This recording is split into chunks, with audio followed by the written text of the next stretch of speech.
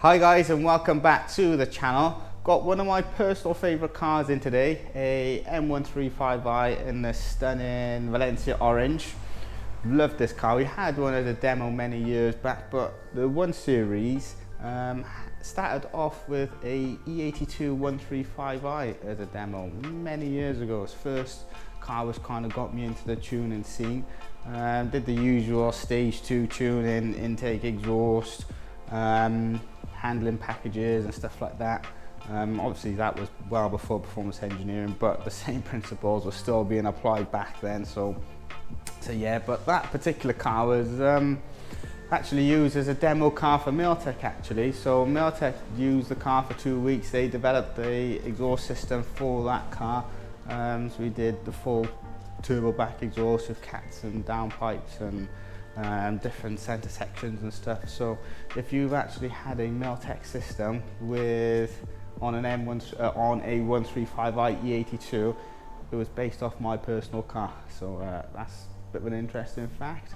But the 135i that we had, F Series 1, had that as a demo for a couple of years, did quite a few track days in it, Silverstone, Nürburgring, did quite a lot of development that car. But that had our PE handling package and PE tuning package as well, which is the same as what this car is going to have. So it's a very well tested system.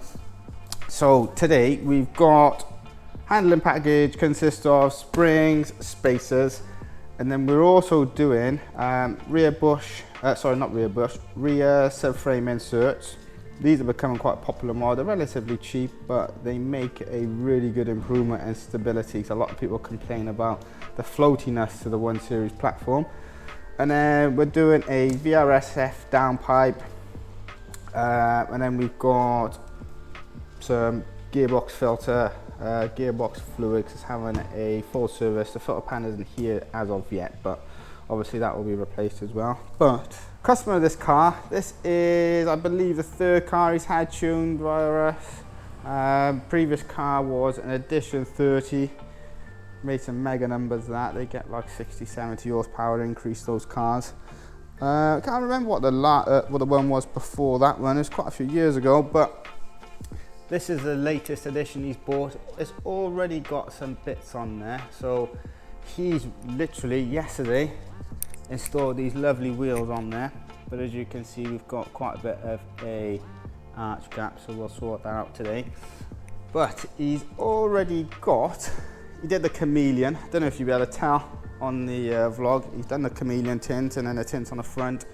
We got the usual Maxton stuff, which seems to be not Maxton. This one's KSB, sorry. I take that back. I was going to say 90% of people tend to do the Maxton. So, and you've got the carbon wing mirrors, carbon spoiler. The car's already got an MST intake and I believe charge pipe and intercooler. So with our tuning and a downpipe, it would be good to go for PE stage 2 tuning, ECU tune. We're not doing a gearbox on this particular car, just servicing the gearbox. But there's a possibility this car's already got a tune on there, so we'll obviously test it, see what that does, and then see about improving on it. But yeah, let's crack on with the vlog. So finished installing the H&R lowering springs. Pretty simple. I've already done a vlog on how to install H&R lowering springs on a 1 Series. We did the PE handling package vlog on the M140, which this is exactly the same. So yes, springs are all installed, and now we're going to go on to the rear subframe bushes. So we've got the whole rear assembly here. Can't really show you too much, just let's start taking stuff apart. But we've got the rear subframe here, then we've got the front bushes there and there, and then we've got the rear bushes here and here. So what I'll do, I'll start doing this and I'll show you a few little clips, but let me just show you. So basically the reason for the insert is purely to fill this void in the bushes, and under load the bush just has a little bit of play. So the Powerflex bushes inserts fills those voids, stops a little bit of the play, gives a little bit of rear stability, and then that's what a lot of people are enjoying, the rear stability, a little bit more control and less floatiness at high speeds. But yeah, it's been pretty popular modification, doing this with quite a few of the PE handling packages, plus a lot of people are doing like the B12 kits with the inserts. Obviously you're getting springs, dampers and the bushes, but this is what they look like. So this is the rears.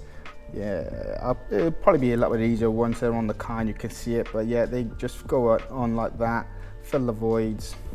So their fronts, no sorry, their rears, their fronts. So yeah, what I'll do, I will crack on with the install and just show you a few little clips. So the rear subframe bushes have been undone. As you can see, it's supported with a transmission jack on the diff. So let me just have a look here. See, oh, I don't know if you can. Yeah, you've got a little void there, a lot of voids there, and obviously same on the opposite side. And it's just a case of literally just inserting these with a little bit of lubrication on here and grease. Push it all the way home, both sides. This one obviously top and bottom for front and back. Do more back up. Get this all back up aligned, and then that's all it is. Now everything's all put back together, you can see how the bushes actually look. So yeah, these are the rears. And where are we? So you can see there slightly. And there. So yeah, it just fills the voids, helps the rear stability. And now we're going to crack on with the downpipe. So downpipe is out, pretty beefy cat this. Still worth a good bit of money these for scrap. Obviously the internals are worth quite a bit, not as much as a 140, but still worth a couple of £100. So yeah, don't know what cell it is, but you can see it's pretty restrictive. So just swap over the lambda sensors, the gasket, and obviously the clamp on the VRSF, but wireless off. Just have a quick nose at the turbo. Quite a big turbo for a stock car, and that's why they produce good torque, good power. But yeah, so we'll put this back on and then crack on with this gearbox service, and then get it up on the dyno and start tuning. So just finished doing the downpipe, which you can sort of see there. And now, I've probably shown this on another vlog before, but it just makes such a cool effect. Let me just show you. Watch this. May not actually do it now while it's on camera. Here we go.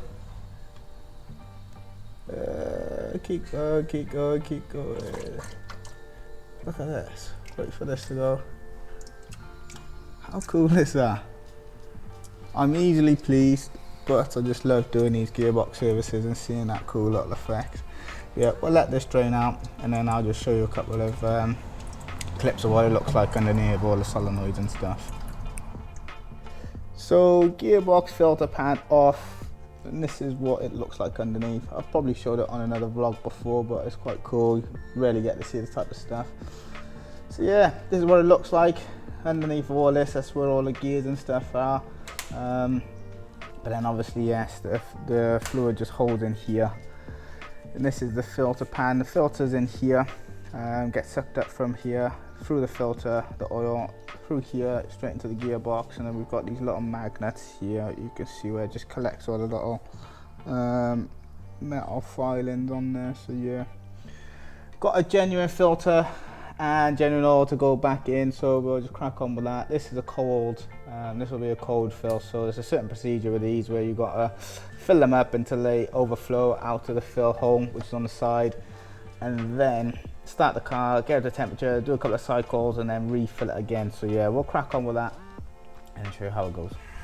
So gearbox filter panel on, and the first fluid fill has been carried out. So now, best thing to do is to get the car up to temperature, literally just start it and leave it idle for a little bit.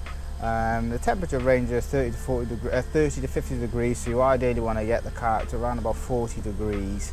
And then it's a certain procedure which you go through, but so see here, we've got transmission fluid temperature, it's at 82 Fahrenheit, so 40 degrees is roughly around about 105 Fahrenheit. So we'll wait until that gets up into around 100, and then we will do, it's a set procedure, so we'll just hold the revs at 2000 RPM for around about 30 seconds, and then we'll cycle through the gears. We'll cycle through drive, reverse, through sport, through manual, and go through each of the gears and hold the gears for around about 3-4 seconds.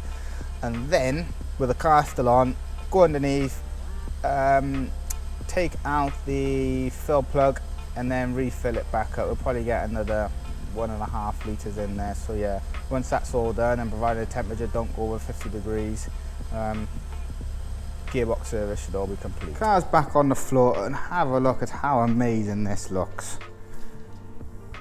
Don't know if the lighting is very good here, but it looks the absolute business with these wheels as well. Don't think the lighting's too good. We'll put it in the workshop and have a little look, but let's have a look how this is sitting. Perfect front to back. These wheels are really nice as well, and obviously the color contrast with the orange as well looks the business. But gonna get this back on the dyno now and start some testing.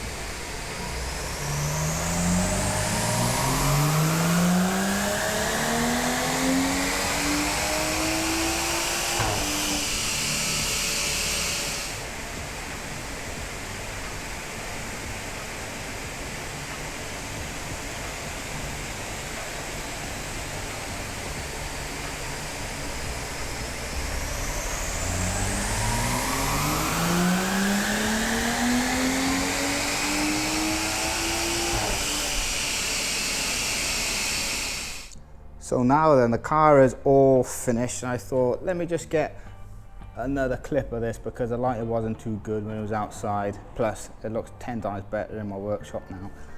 But yes, have a look at this. Looks absolutely stunning. This is why we use this on our handling packages, because the setup's just really good. Yes, really happy with that. So, finished the tuning. Car did some really good numbers, considering we've got temperatures inside here at 35 degrees. It's incredibly warm. So usually we see around about 400 to 410-ish horsepower, 600 Newton meters on a 4P stage 2. A little bit different package with the intake system and intercooler, but still good quality systems. Today we've seen 390 horsepower and 590 Newton meters. So we're losing around about 10 horsepower, maybe 15, 20 Newton meters as well, but given the conditions, I'm happy with that. Customer's going to be happy with that. The car wasn't actually tuned, so even though it had some hardware on it already, it wasn't actually tuned. So he thought it was quick when he dropped it down, but now it's a whole different ball game. So it did 320 horsepower and I think it was 470 Newton meters, so pretty good numbers. But now he's gained an extra 70 horsepower and 120 Newton meters. So yeah, this thing's going to fly.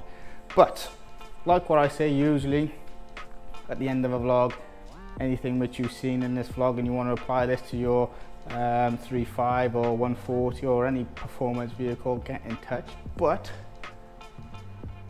yes, what a lovely car. But hope you enjoyed the vlog, and we'll see you on the next one.